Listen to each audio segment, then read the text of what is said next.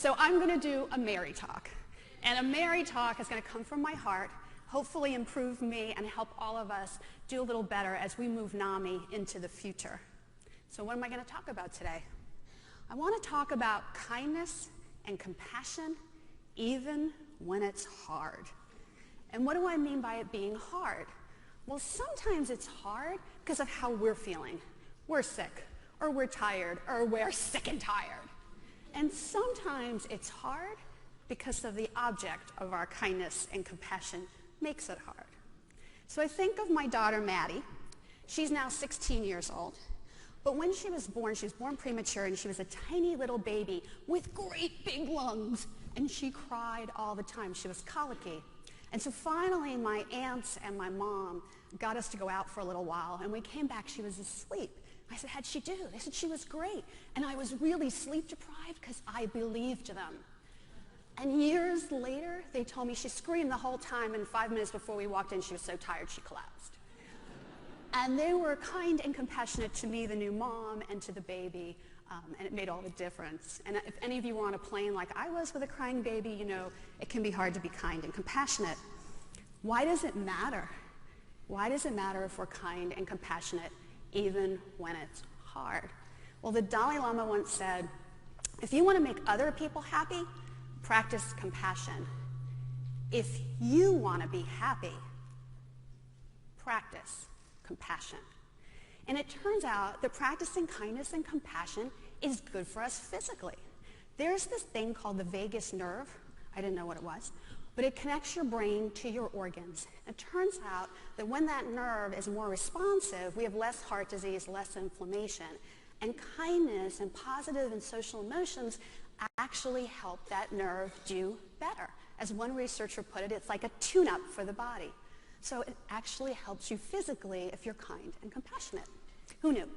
But we at NAMI know that being kind and compassionate helps you mentally, right? When I first started at NAMI, I started talking to an affiliate leader, and she said to me, I wasn't doing very well with my symptoms. I was tired, I was having a lot of problems. And then I started taking NAMI programs. And then I started teaching those programs and leading those support groups. And seeing the effect on other people made me happy and gave me energy and helped me in my recovery. And it's not just anecdotal. We've done some research on our Inner Own Voice presenters. Inner Own Voice is a program we have where we go out into the community and we do presentations with a video, and it's incredibly kind and compassionate interaction with the audience. And we found that those presenters, too, found a cause and had better connection with their recovery. What about the impact on the people that you're kind and compassionate to? NAMI did a study of emergency room usage for mental health care. Now, everybody here has been in an emergency room, right? And we wanted to find out what made that a good or a bad experience. Well, if you've been in an emergency room, you waited a long time. So you might think wait times was the #1 thing that made the difference. But it wasn't wait times. You might think maybe it's whether you got the right treatment, right? That's why you're there. Nope. The #1 reason why people had a good experience is whether the staff listened and took their concerns seriously, listened and communicated effectively. That's what made the difference. And what made it a terrible experience is if they made the person feel ashamed of their illness or the illness of their loved one. That's what made the difference, whether someone was kind or compassionate. It also makes a difference in the workplace.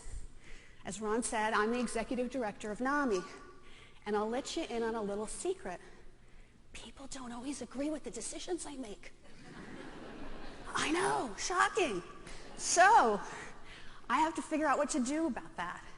And when I practice what I preach, and I know I do not always practice what I preach. I see my staff nodding. Yes, I don't always practice what I preach. But when I do, things go a lot better. When I delete that first email that was unprintable, and I type the next one, when I take a deep breath on a conference call or in a meeting, and I think about the other person's position, and I try to understand that position more, when I'm kind and compassionate, we are much more likely to get to a win-win. And even if we don't agree, we preserve that relationship. Why does it matter with respect to the people who interact with us? So for example, the police. I work with a communication expert, and she told me the story of when she got pulled over for a traffic violation, and when the policeman came to the window, she said to him, "If I were to run, would you shoot me?" And this is because she was depressed. This is where she was that day. She was so down and depressed that she was at that point. And he didn't respond with panic. He didn't respond with complacency or briskness. He was incredibly kind and compassionate. He said, "I understand where you're at today, and I want you to get help. I want you to go home and call somebody and get some help. And when you get to the courthouse, I'm going to be there with you every step of the way, and it's going to be okay." And that was a life-changing experience for her. And I contrast that with a video I saw, and many of you may have seen it. I believe the young man was in Texas, where a young man came out of the house. His mom had told the police that he was struggling with mental illness. He was holding a screwdriver, and the police were shouting at him, yelling, drop it, screaming at the top of their lungs. And he was confused. They shot him. He was on the ground, and they were still yelling at him to drop the screwdriver. And I think to myself, how could that have been different if they had been trained and had practiced kindness and compassion even when it was very hard? It also matters when it comes to providers. Some of you know I take helpline calls. That is a super easy way to be kind and compassionate. And I was talking to a mom, and she said her daughter had had depression, and they went into a mental health center. And the front desk clerk was incredibly rude. Now, how many of you have been somewhere, a DMV or elsewhere, where the front desk clerk was so rude? Everybody has had that experience, right? And imagine having that experience when you were very, very depressed. So they went home, and the young woman got worse. And her mom wanted her to go to a crisis center. Do you think that she would go? No, she wouldn't go, because of the way she had been treated. And I often think how that family's life could have been changed if that clerk, that front desk person, had practiced kindness and compassion even when it was obviously very hard. I'm sure it was crowded. I'm sure she was overstressed. But what a difference that would have made. Now maybe you're agreeing with me. You're saying, okay, Mary, maybe it's important to be kind and compassionate even when it's hard, but how are we going to do that? How are we going to make a change? So I'd like to suggest two different sets of solutions, one for the head and one for the heart. So I'm going to start with the head. I think education is really important. Now you're probably saying, Mary, NAMI already does education.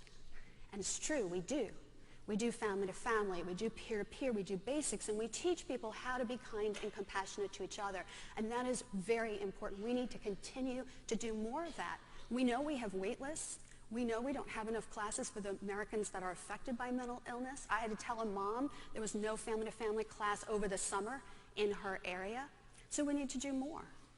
We also need to think about other ways to reach people. So if our courses are, if you think about our classes as the main course, how do we offer people appetizers? So can we get people the information they need when they need it, maybe in person in a short version, or maybe we can use technology, but how can we think about appetizers? And how do we think about takeout meals? So there are people who can't come to the restaurant, right? So we just recently did our NAMI Homefront class. That's a class for the families of veterans and military. And we just did it online. And one of the participants was a mom. And she had 6 children, ages 2 to 16, and a husband who is a double amputee returned from Afghanistan with post-traumatic stress and traumatic brain injury. She did not feel like she could go and leave the family and go to a class. But she was able to learn kindness and compassion for her family through our course online. So how do we think about the future? How do we think about takeout courses? Also, thinking about the police. I talked about the police earlier. Crisis intervention training is a really important training that has a component where it teaches police officers kindness and compassion. And many of you participate in that training and tell your stories, which evoke that kindness and compassion.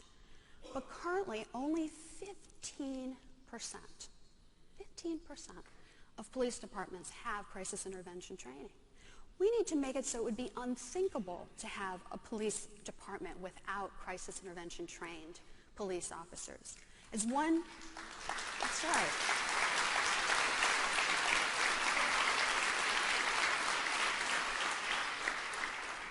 As one sheriff said to me, Mary, we need to make CIT as sexy as SWAT. That's our challenge. I agree with him. So what about providers?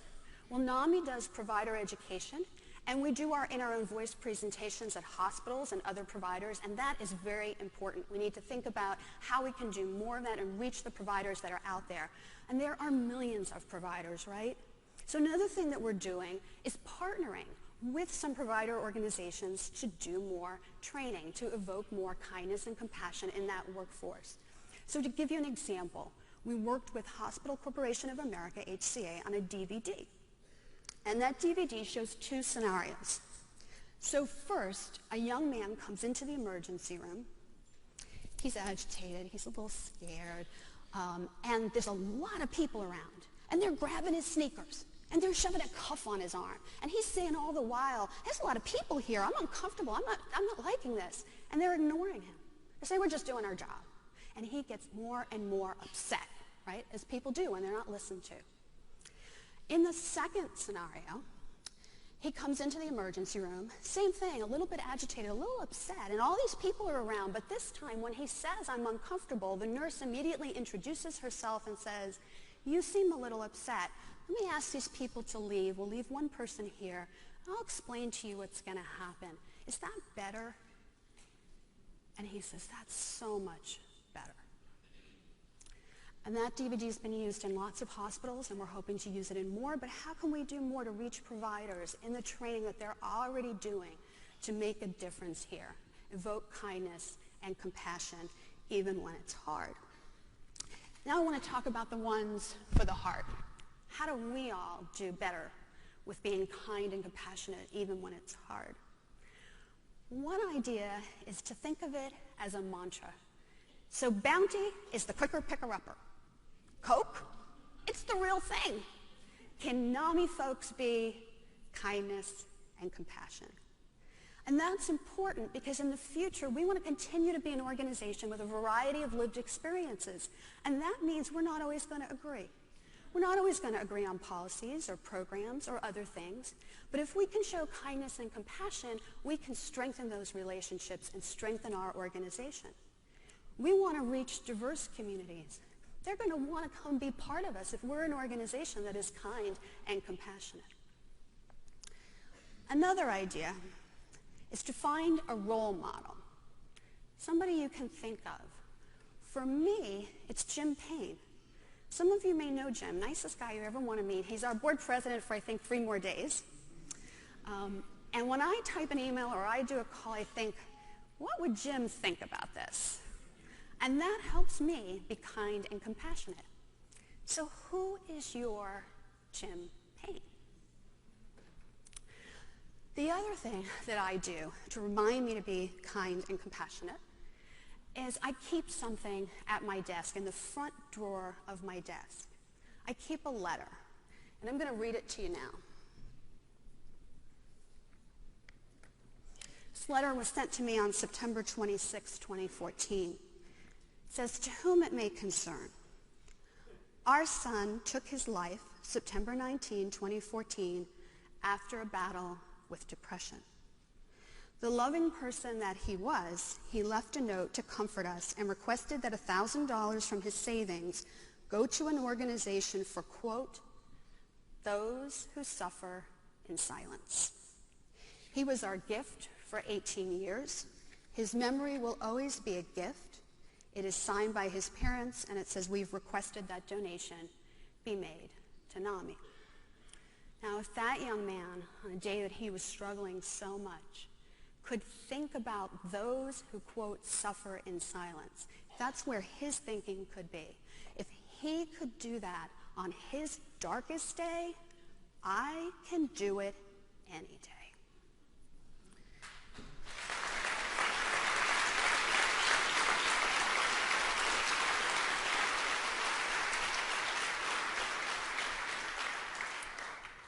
I'm going to conclude with a story about my grandfather because I think it'll help you understand why kindness and compassion is so important to me and the role it has played in my life. And when I was 13 years old, I went through a very awkward stage. Maybe some of you also went through that stage as you're changing from childhood to adulthood. I was very skinny. I had a bad haircut. I wore Wrangler jeans because my mom didn't believe in designer ones. So I didn't feel so great about myself. And I went and visited my grandfather, as I did every summer. And I hung around with my cousin and another young woman, and we went everywhere around the town. We went to the pool. We went to different people's houses. And one day my grandfather called me inside. And he said, "Mary, why do you always walk 2 steps behind the other girls? You don't have to do that. You can walk next to them, or you can walk in front of them. You're just as good as they are." And I thought to myself, wow, I'd never noticed that before. But he was right. I was walking behind them, and I was looking down. And when I looked into his eyes and saw the kindness and compassion there, I realized to change where I was walking, I was going to have to change a lot more. I was going to have to see myself the way he was seeing me. Years later, he gave me 2 $2 bills. And he said, "These are my lucky $2 bills. Don't ever change them out." He said, "They have brought me luck during life, and someday in your job, you're going to have hard times." I don't know how he knew that, but he knew. And he said, "And when you do, I want you to look at those $2 bills, and you're going to feel better, and your luck's going to change because I'm going to be there. I'm going to be watching you, and I believe in you." And so my grandfather brings me kindness and compassion from beyond the grave. And if you come to Arlington, Virginia, you will see those $2 bills on my desk. So what have I been talking about pretty much incessantly since I've stood up here? 2 words: kindness and compassion. That's right. And so I'm going to leave you with this quote from an unknown author. "In a world of people who couldn't care less, be the person who couldn't care more." Thank you.